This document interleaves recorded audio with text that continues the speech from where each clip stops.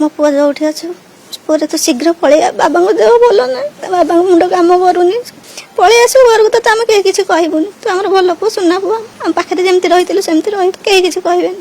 କେତେବେଳେ କ'ଣ କହୁଛନ୍ତି କିଛି ଜାଣିପାରୁନାହାନ୍ତି। ମୋ ନାଁ ହେଉଛି ଦୀପା ବେହେରା, ମୋ ପୁଅ ପ୍ରିୟାଂଶୁ ଶେଖର ବେହେରା ଗଲା 30 ତାରିଖ ଠାରୁ ନିଖୋଜ ହୋଇକି ଅଛି।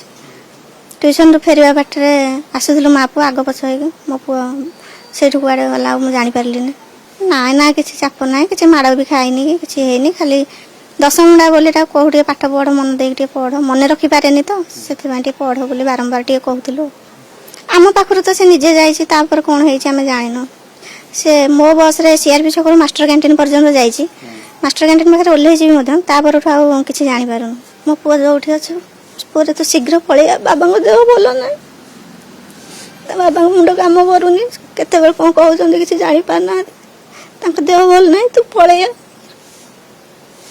ଆସିବୁ ଘରକୁ ତ ଆମେ କେହି କିଛି କହିବୁନି, ତୁ ଆମର ଭଲ ପୁଅ ସୁନା ପୁଅ, ଆମ ପାଖରେ ଯେମିତି ରହିଥିଲୁ ସେମିତି ରହିବୁ, କେହି କିଛି କହିବେନି।